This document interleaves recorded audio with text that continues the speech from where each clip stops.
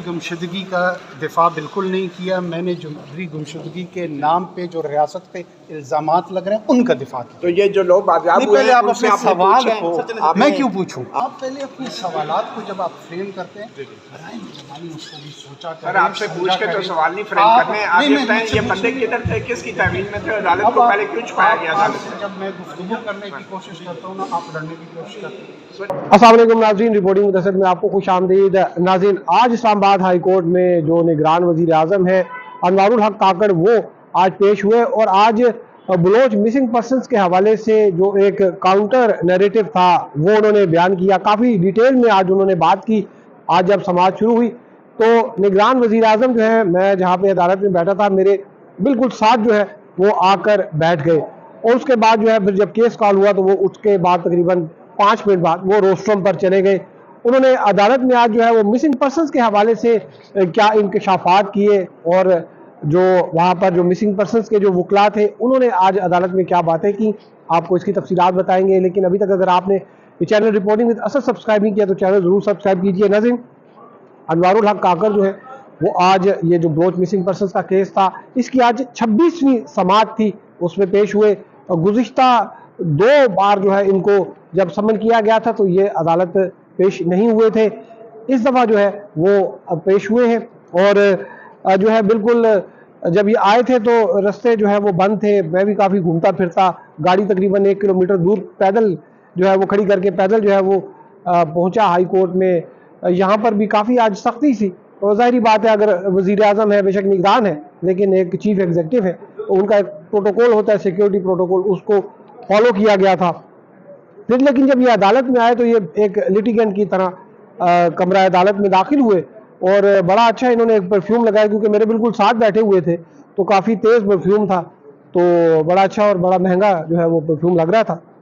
तो खैर उसके बाद जो है जब इनका केस जो है वो कॉल हुआ तो ये उठे और अदालत ने कहा कि देखें, ये मिसिंग पर्सनस का जो मामला है ये बड़ा गंभीर है।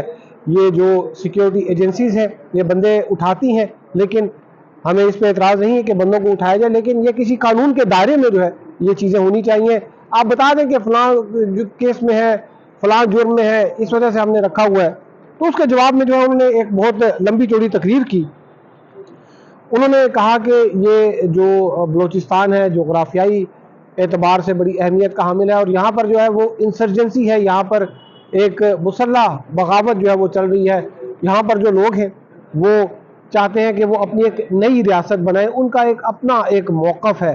और उन्होंने ये कहा कि बहुत से ऐसे लोग हैं जिनको इस वजह से जो है हिरासत में लिया जाता है कि वो इस आर्म्ड इंसर्जेंसी या मुसल्लह जो अस्करियत पसंद है या मुसल्लह जदोजहद है उसमें, उसकी वजह से जो उनको हिरासत में जो है वो लिया जाता है और बाज़ औक़ात जो है वो ये खुफिया रखी जाती है उनकी जो हिरासत है। उसमें उन्होंने बहुत से एग्जाम्पल्स दिए और कहा कि जो बलूचिस्तान है वहाँ पर जो मुसल्लह गिरोह हैं वो रेशल प्रोफाइल करते हैं, वो वहाँ पर जो सिक्योरिटी फोर्सेस के एहलकार हैं उनको शहीद करते हैं।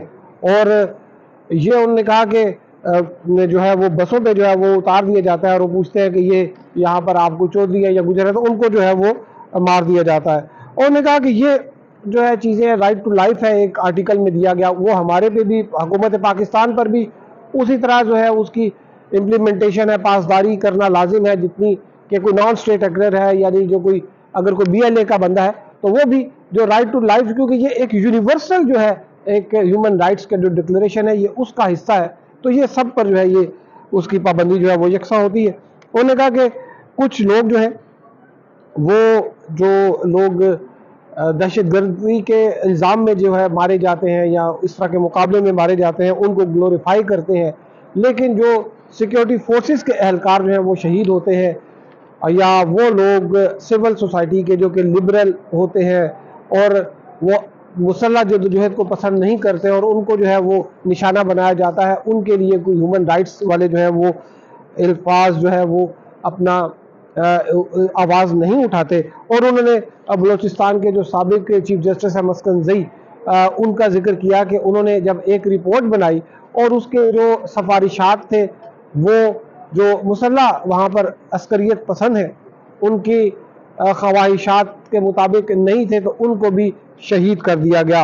और आज उन्होंने अलबत्ता ये कहा कि ये पार्लियामान को चाहिए कि वो अगर ये जो इंटेलिजेंस एजेंसीज हैं उनके ऊपर अगर कोई ओवरसाइट यानी कि उनके ऊपर कोई चेक रखना चाहते हैं, उनकी निगरानी करना चाहते हैं, तो इस हवाले से भी कोई कानून साजी होनी चाहिए, क्योंकि पाकिस्तान जो है वो उन ममालिक में शामिल है जहाँ पर ये जो ताकतवर इदारे हैं ये किसी कानून के ताबे नहीं है, ये अपनी मर्जी से जिसको चाहते हैं वो उठाकर ले जाते हैं।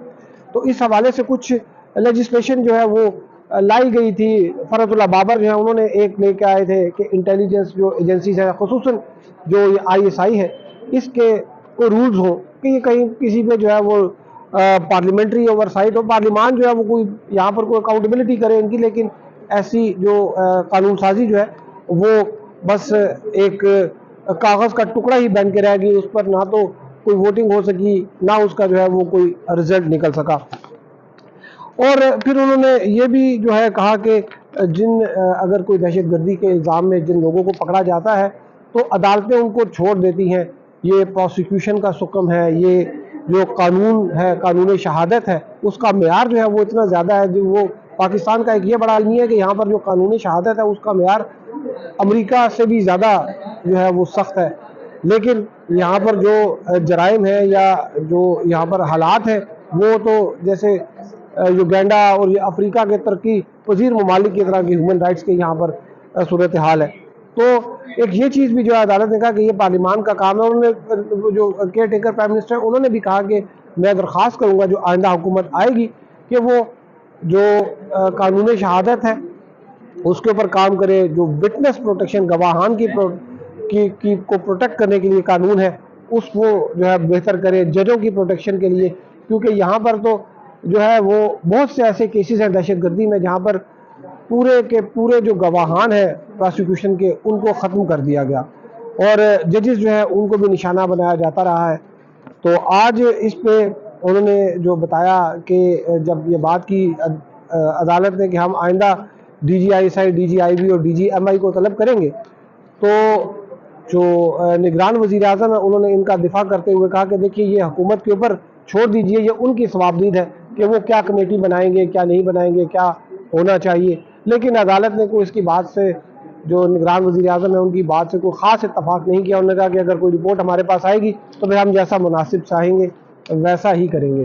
तो आज शायद ये इनकी आखिरी पेशी थी, क्योंकि नई पार्लियामान जो नई असम्बली है, नेशनल असम्बली, वो 1-2 रोज़ में जो है वो अपना इजलास बुलाएगी। अदालत को ये बताया गया है कि शायद आइंदा 2 हफ्ते में नई काबीना जो है वो अपना हल्फ जो है वो उठा चुकी होगी, वो काम कर रही होगी।